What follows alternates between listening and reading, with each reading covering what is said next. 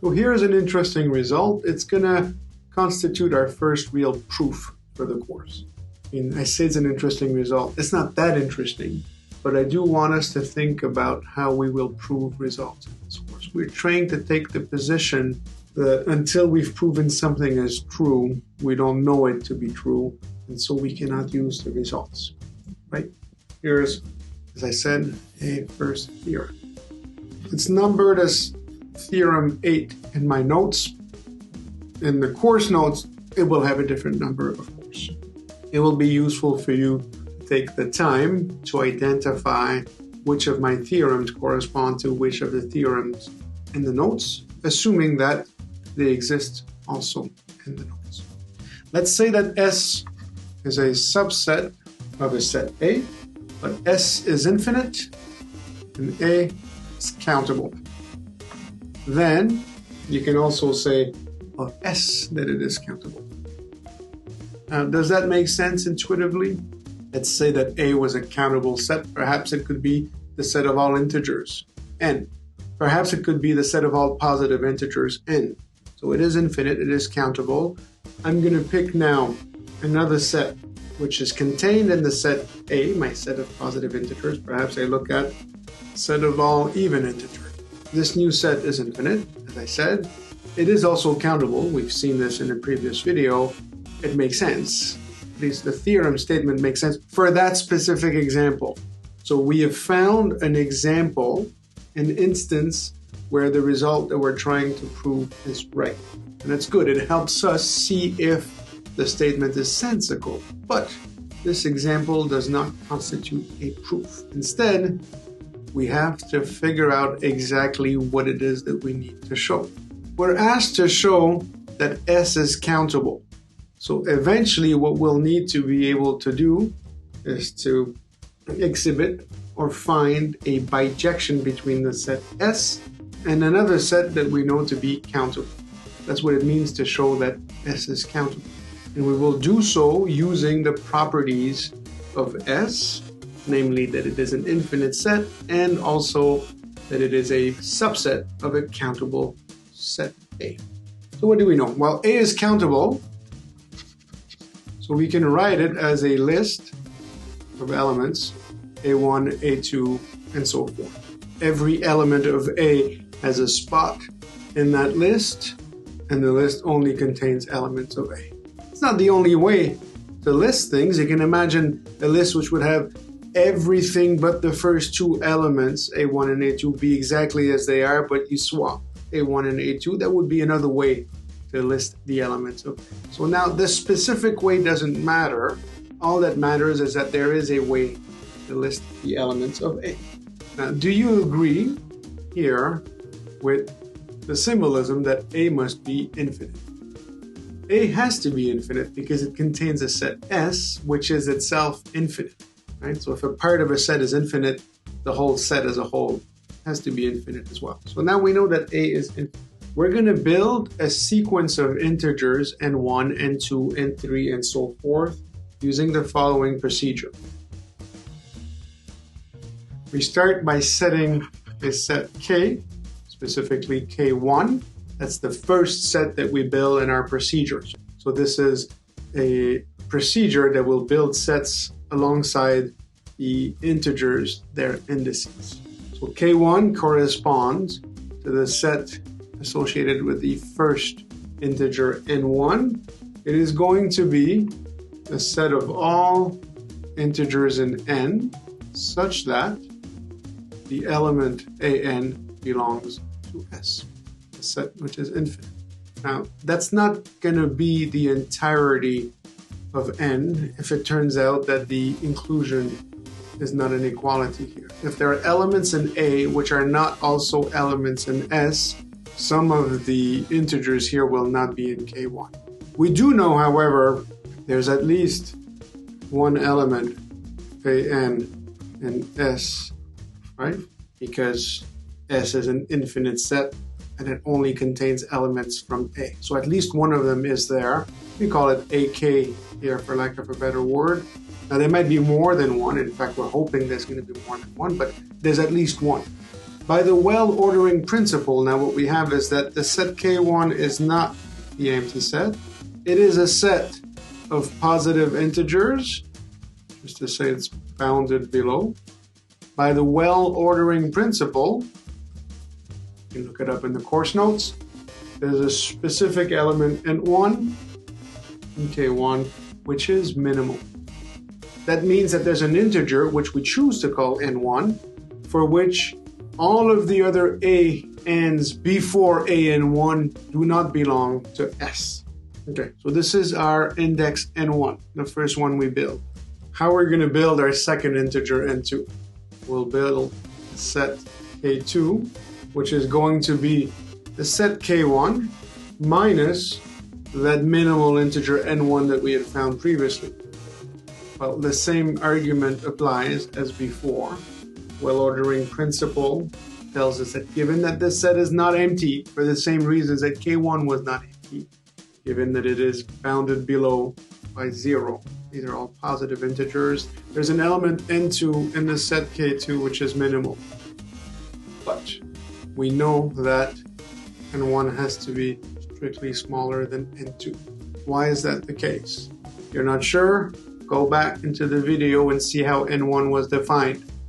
N1 is smaller than N2, and what we do know as well is that AN2 is in the set S, and that for any other integer m which is smaller than 2, AM cannot be in the set S. Otherwise, N2 would not be the minimal element of K2. But is this true for everything? There's one potential exception here, except if m is equal to N1. If m is equal to N1, then you're back into the original case, K1. And for K1, you do have that AN1 belongs to S, and everything before N1 does not belong to S. So in particular, this statement here, the second part, has to still apply to N1. And this is why you have this exception. But what do you think is going to happen with the set K3? It's going to be the set K2 from which we subtract N2, and that's going to be the same as K1 from which we subtract N1 and N2. It's not empty because S is infinite. We'll be able to find, by the well-ordering principle, a specific integer N3, which is going to be minimal, with specifically that N1 is smaller than N2, smaller than N3. So we're building a sequence of integers in i's and I. And what we do know is that AN3 belongs to S, that's in the definition, and AM does not belong to S for any m smaller than N3, except of course for the possibility that m could be equal to N1 and N2. What we've done here is we've built an inductive procedure.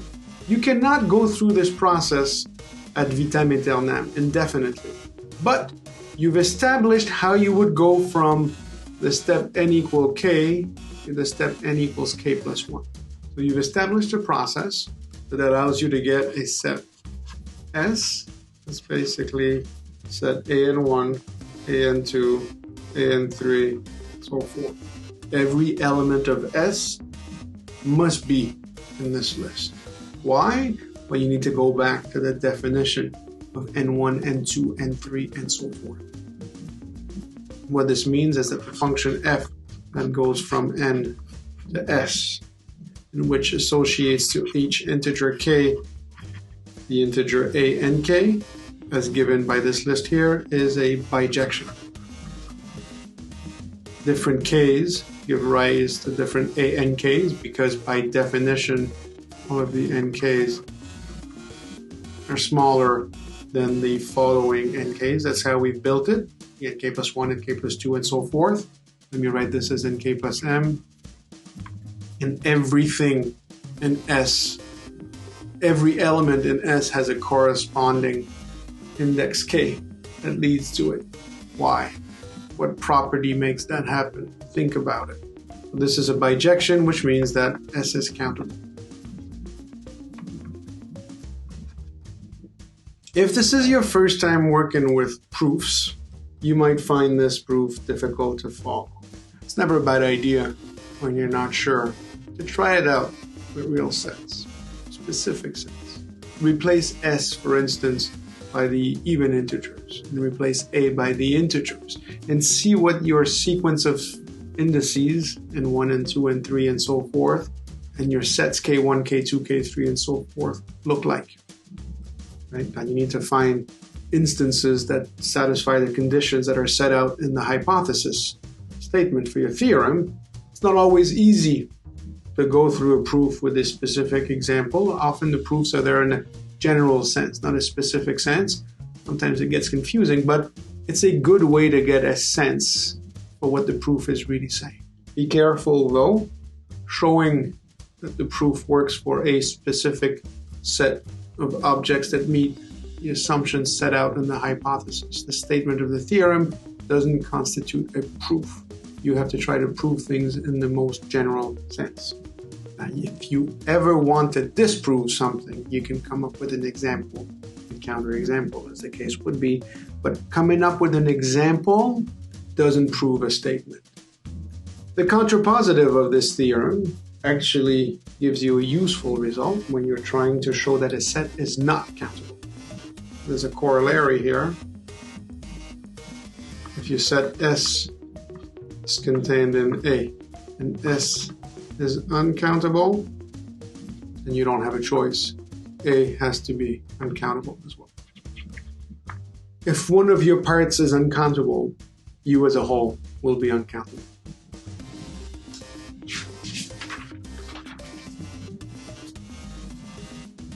Right, so then we will explicitly here show you that Q, the set of rational numbers, is actually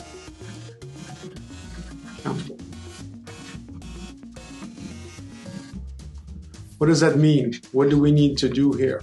Well, we could come up with a listing of all rational numbers, right? That would be a way to prove that Q is countable. Here is the list. Here's the order in which they appear.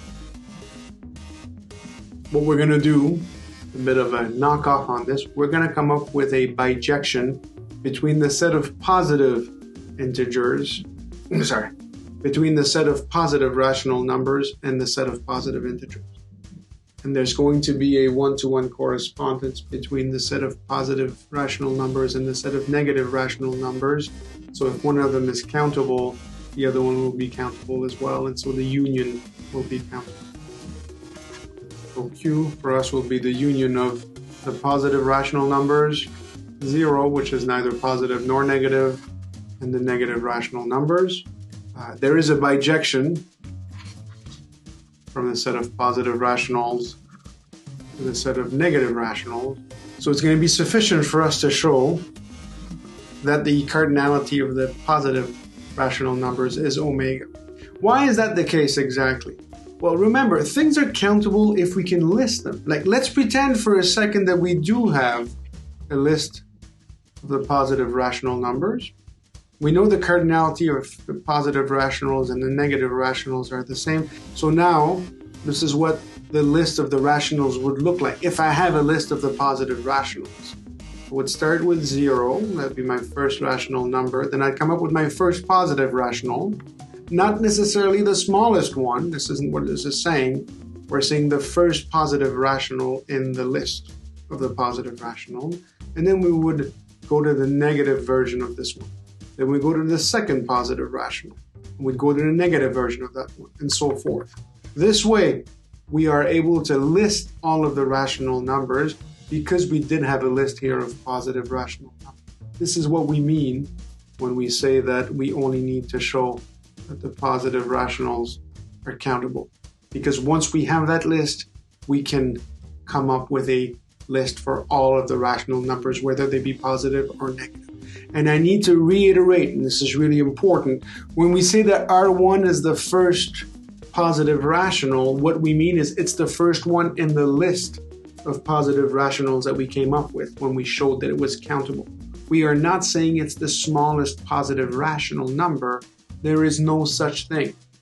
First in the list isn't necessarily the smallest. The order in which you list things isn't going to be always numerical order. place order, a location. So now all that's left to do is for us to show that the positive rationals are countable, that I can list them in order without skipping any one of them. I'll arrange them in the following array. I will start with the number 1 over 1. Then I will go with 2 over 1, 3 over 1, 4 over 1, and so forth.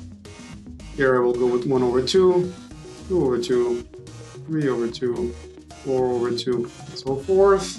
1 over 3, 2 over 3, 3 over 3, 4 over 3, up. Let's do one more row here so we get the better sense of what's happening. Do you agree that every rational number is somewhere in this array?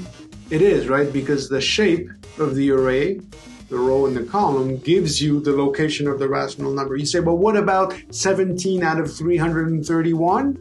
You would look into the 17th column and the 331st row, 331st row, and there would be 17 over 330.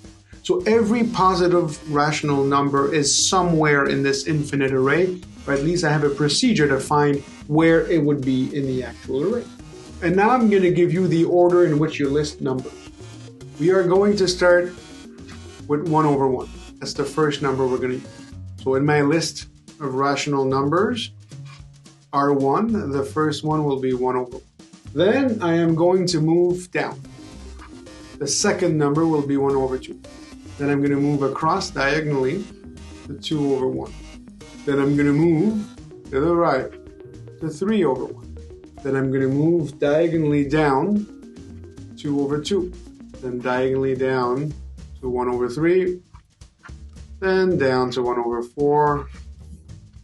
Up again, up again, up again, to the right, down, so forth. Do you agree with me that every number will eventually be hit by this process, by this procedure? It will, right? You just need to go through enough steps to make sure that this zigzag hits everything there is to be hitting. You're basically filling the space this way.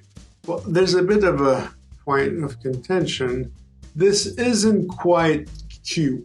This isn't quite the set of rational numbers. It is in the sense that in a set when two elements are the same, they're not actually there as unique elements. They're the same element twice. We sort of collapse them into one. So 2 over 2 here and 1 over 1 are the same. One of those is unnecessary. So perhaps the smarter thing here to have done would have been to say, I'm going to call this set F. It is really the set Q, but I want to make it explicit that some of these values in there will be repetitions of one another. Just as 4 over 2 is exactly the same thing as 2 over 1. So this set F here is countable because I can actually list all of its elements. I found a bijection. So F has a cardinality of omega. And we know that Q is a subset of F. Right? Every rational number is somewhere in there. Q is infinite. In particular, it's infinite because it contains the set of positive integers, which we know to be infinite. So I have an infinite subset of a countable set F by theorem 8. I get that Q, every time I write Q here, I'm talking about Q plus, positive rationals. Q plus is itself countable. There is a list of positive rational numbers, which is basically this list where I remove fractions that haven't been simplified. Q plus is countable. The positive rationals are countable. And from what we've seen just before in the video, that means that Q as a whole is also countable. So sets are countable if you can find a way to enumerate, to list all of their elements. But here specifically, I had to provide you with the procedure. Even though we're not going to list them all, because there's infinitely many of them, we couldn't do that. There's a procedure here that would allow you to determine what the 2017th entry in the list would be. You would just follow the procedure until you hit the 2017th entry, and there would be the 2017th entry in F. That's why it's countable.